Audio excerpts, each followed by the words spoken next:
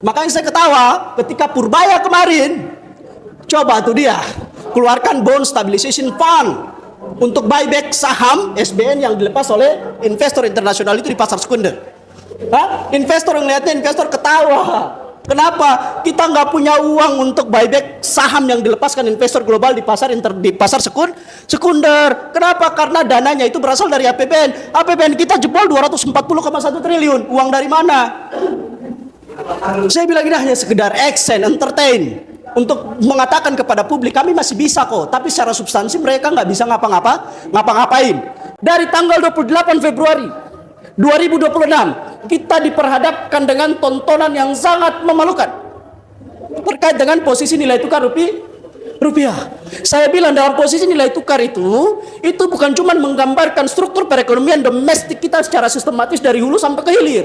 Di dalam itu ada harga diri, Pak. Dan coba Anda bayangkan, asumsi dasar makroekonom terkait dengan rupiah dalam APBN 2026 itu 16.500. Sekarang berapa? Dia terkoreksi turun terus, depresiasinya luar biasa. Dan yang menjadi persoalan, semua instrumen moneter, hampir semua sudah digunakan oleh otoritas moneter kita, Bank Indonesia, tapi tidak mampu meredam, apalagi memulihkan posisi jatuhnya nilai tukar rupiah. Kenapa? Saya jadi ingat, Pak, ekses dari reformasi tahun 1998 sesuai dengan amanat ayat 4 pasal 33 liberalisasi ekonomi, dirombak sistem keuangan kita, Pak. Rezim devisa itu dirubah dari tertutup menjadi terbuka. Sistem lalu lintas nilai tukar kita dirubah dari fixed exchange rate menjadi free floating exchange rate. Sistem rezim devisa terbuka itu artinya apa? Tidak ada ketegasan dari negara. Negara dilepaskan kedaulatannya untuk mengatur terkait dengan hilirisasi modal masuk keluar. Jadi investor itu bebas untuk kemudian masuk dan keluar pasar uang Indonesia, itu pasar obligasi dan pasar saham, itu terserah mereka. Yang kedua, sistem nilai tukar free floating exchange rate. Ini rupiah itu Bank Indonesia tidak punya kekuatan untuk menentukan nilai tukar rupiah. Batas atas sama batas under value-nya berapa itu dia nggak bisa, Pak. Makanya ketika rupiah jatuh sekarang itu Bank Indonesia itu nggak mampu bilang rupiah bakal jatuh sampai batas gini, nggak bisa. Dia nggak bisa bikin batas under value. Karena apa? Dia udah hilang kedaulatan itu. Artinya apa? Nilai tukar rupiah itu ditentukan dari seberapa besar modal asing yang masuk dan seberapa besar modal asing yang keluar. Masih berdaulat nggak kita? Nilai tukar rupiah kita, rezim devisa kita diintervensi oleh orang perorangan di pasar keuangan, pasar obligasi sama pasar saham. Kita nggak bisa apa-apa, dan itu terbukti sekarang. Ketika investor hilang kepercayaan karena fundamental ekonomi kita rapuh, kita nggak bisa menahan mereka untuk nggak keluar. Yang kedua, kita bicara dari sisi hermeneutik atau tafsir teksnya.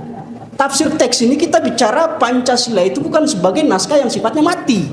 Hidup dia, berkembang sesuai dengan perkembangan zaman. Ini yang disebut sebagai living constitution atau living law. Itu kan catatan pentingnya. Cuman kalau ditarik relasi untuk kemudian melihat pemaknaan Pancasila dengan menggunakan metode tafsir hermeneutik ini, saya sampai sekarang tuh nggak pernah menemukan penerapan Pancasila sebagai sebuah sistem hukum norma yang rigid menjadi pedoman politik untuk mengatur kehidupan masyarakat Indonesia, itu nggak pernah.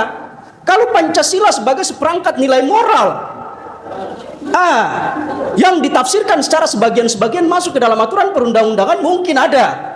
Tapi kalau Pancasila sebagai sistem nilai yang tertata secara rapi, komprehensif, diterjemahkan ke dalam undang-undang pelaksana, sejauh ini saya nggak pernah melihat itu, Pak. Saya nggak pernah melihat itu. Bahkan dalam konstitusi pun itu, Pancasila itu saya nggak lihat ada nyawanya, ada penafsirannya.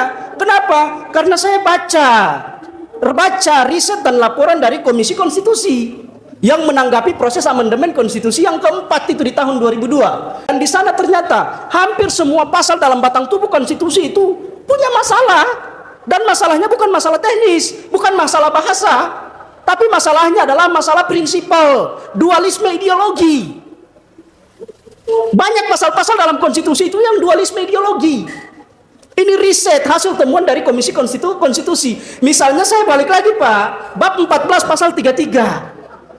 Kalau kita merujuk kepada pengaturan original intensnya, cuma ada ayat 1, 2, 3. Tapi ketika amandemen itu terjadi sang terakhir, ditambah ayat 4-nya. Penambahan ayat 4 ini masalah. Penambahan ayat 4 ini dalam sejarahnya yang mengakibatkan Prof. Mubiarto itu keluar dari ruangan. Kenapa? Karena sebelum mereka, mafia Berkeley, angkatan keempat yang dipimpin oleh Sri Mulyani itu Menteri Keuangan terbalik itu. Sri Mulyani itu sebelum mereka berusaha memasukkan ayat 4, mereka berusaha untuk menghapus ayat 1, 2, 3. Karena dianggap sudah tidak sesuai dengan relevansi perkembangan zaman. Demokrasi ekonomi itu nggak bisa masuk ke situ. Globalisasi ekonomi itu nggak bisa masuk. Karena ayat ini ayat yang sifatnya kaku sekali dalam konteks menerima perkembangan zaman itu. Makanya harus dihapus ayat 1, 2, 3 tuh. Asas kekeluargaan, perekonomian disusun berdasarkan usaha bersama itu dihapus semua. Akhirnya apa? Prof. Mubiarto bilang, saya nggak mau bertanggung jawab terhadap masyarakat Indonesia. Itu dari UGM keluar, silahkan kalian lanjut. Saya pecat diri saya sendiri dari tim khusus yang kemudian ditugaskan untuk merevisi ayat itu, pasal itu. Akhirnya apa? Ditambahkanlah ayat 4. Dalam ayat 4 itu ada sekitar 3-4 terminologi yang basisnya adalah ekonomi pasar. Yang paling mencolok adalah efisiensi berkeadilan, Pak. Kata efisiensi disandingkan dengan kata berkeadilan, hubungannya di mana? Efisiensi itu nggak bisa adil, Pak. Efisiensi itu nggak bisa adil. Efisiensi itu artinya apa? Akumulasi pasar. Ekonomi digerakkan berdasarkan akumulasi pasar dan akumulasi modal orang-orang berduit, oligarki itu. Makanya kata efisiensi itu nggak bisa disandingkan dengan kata berkeadilan. Oleh sebab itu saya katakan ayat 1, 2, 3 bab 14 pasal 33 itu basis prinsip cara berpikir politik, ideologi politik ekonominya adalah sosialis komunis. Ayat 4-nya adalah kapitalis. Coba Bapak bayangkan, dalam satu pasal konstitusi, itu dualisme ideologi, bercampur baur itu. Menciptakan ketidakpastian hukum, mana yang mau kita anut. Aturan yang berbasis pada cara berpikir kapitalis, ataukah sosialis marxis. Tapi kenyataannya yang digunakan oleh pemerintah Indonesia untuk membentuk politik hukum dan konfigurasi politik. Konfigurasi politik itu sederhananya adalah wajah politik kekuasaan yang tercermin lewat regulasi dan kebijakan publik yang diambil. Itu adalah kapitalis pasar dia. Misalnya sekarang dari tanggal 28 Februari 2026 kita diperhadapkan dengan tontonan yang sangat memalukan terkait dengan posisi nilai tukar rupiah. Saya bilang dalam posisi nilai tukar itu bukan cuma menggambarkan struktur perekonomian domestik kita secara sistematis dari hulu sampai ke hilir. Di dalam itu ada harga diri, Pak. Di dalam itu ada kepercayaan. Dan coba Anda bayangkan, asumsi dasar makroekonom terkait dengan rupiah dalam APBN 2026 itu 16.500. Sekarang berapa? Dia terkoreksi turun terus, depresiasinya luar biasa. Dan yang menjadi persoalan, semua instrumen moneter, hampir semua sudah digunakan oleh otoritas moneter kita, Bank Indonesia. Tapi tidak mampu meredam, apalagi memulihkan posisi jatuhnya nilai tukar rupiah. Kenapa? Saya jadi ingat, Pak. Ekses dari reformasi tahun 1998 sesuai dengan amanat ayat 4 pasal 33 liberalisasi ekonomi, dirombak sistem keuangan kita, Pak. Rezim devisa itu dirubah dari tertutup menjadi terbuka. Sistem lalu lintas nilai tukar kita dirubah dari fixed exchange rate menjadi free floating exchange rate. Sistem rezim devisa terbuka itu artinya apa? Tidak ada ketegasan dari negara. Negara dilepaskan kedaulatannya untuk mengatur terkait dengan hilirisasi modal masuk keluar. Jadi investor itu bebas untuk kemudian masuk dan keluar pasar uang Indonesia itu, pasar obligasi dan pasar saham itu terserah mereka. Yang kedua, sistem nilai tukar free floating exchange rate. Ini rupiah itu Bank Indonesia tidak punya kekuatan untuk menentukan nilai tukar rupiah. Batas atas sama batas under value-nya berapa itu dia nggak bisa, Pak. Makanya ketika rupiah jatuh sekarang itu Bank Indonesia itu nggak mampu bilang rupiah bakal jatuh sampai batas gini, nggak bisa. Dia nggak bisa bikin batas under value. Karena apa? Dia udah hilang kedaulatan itu. Artinya apa? Nilai tukar rupiah itu ditentukan dari seberapa besar modal asing yang masuk dan seberapa besar modal asing yang keluar. Masih berdaulat nggak kita? Nilai tukar rupiah kita, rezim devisa kita diintervensi oleh orang perorangan di pasar keuangan, pasar obligasi sama pasar saham. Kita nggak bisa apa-apa, dan itu terbukti sekarang. Ketika investor hilang kepercayaan karena fundamental ekonomi kita rapuh, kita nggak bisa menahan mereka untuk nggak keluar. Mereka melakukan aksi jual masif, sell off. Yang bisa kita lakukan adalah tampil sebagai lembaga pemadam kebakaran. Makanya saya ketawa ketika Purbaya kemarin, coba tuh dia keluarkan bond stabilization fund untuk buyback saham SBN yang dilepas oleh investor internasional itu di pasar sekunder. Investor yang lihatnya, investor ketawa. Kenapa? Kita nggak punya uang untuk buyback saham yang dilepaskan investor global di pasar sekunder. Kenapa? Karena dananya itu berasal dari APBN. APBN kita jebol 240,1 triliun. Uang dari mana? Saya bilang ini hanya sekedar action, entertain, untuk mengatakan kepada publik kami masih bisa kok. Tapi secara substansi mereka nggak bisa ngapa-ngapain. Yang jadi persoalan sekarang. Oke, yang terakhir kayak gini. Kita lanjut Pak, yang terakhir sekali, seperti yang dikatakan tadi, Pancasila itu seperangkat nilai abstrak yang bisa mendorong orang untuk kemudian menyembah pohon.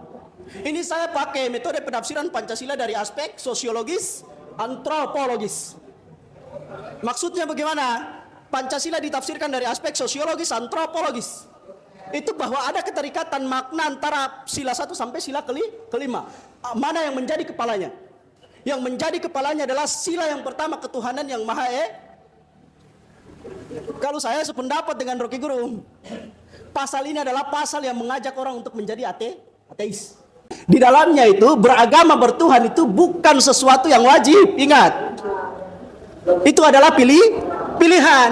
Makanya tadi dibilang sama Ustadz, kalau orang nggak zakat bagaimana? Hukumannya oleh negara apa Ustadz? Nggak ada kan? Itu dia maksudnya, menyembah pohon tadi. Kenapa? Karena pasal ini mengajak orang untuk jadi ateis secara tidak langsung. Karena agama itu bukan kewajiban tapi pilihan. Anda nggak sholat ya udah nggak apa-apa. Anda nggak zakat ya udah nggak apa-apa. Itu urusan Anda. Yang terakhir, Pancasila itu selain abstrak dari segi norma, dia nggak punya kerangka implementa untuk mewujudkan nilai yang abstrak tadi masuk ke dalam kehidupan masyarakat. Akhirnya apa? Pancasila hanya sebagai jargon, sebagai tameng bagi orang luar menggunakan ideologi mereka masuk ke Indonesia untuk merampok dan memporak-porandakan kita. Yang menang siapa? Yang menang adalah Megawati PDIP. Ya.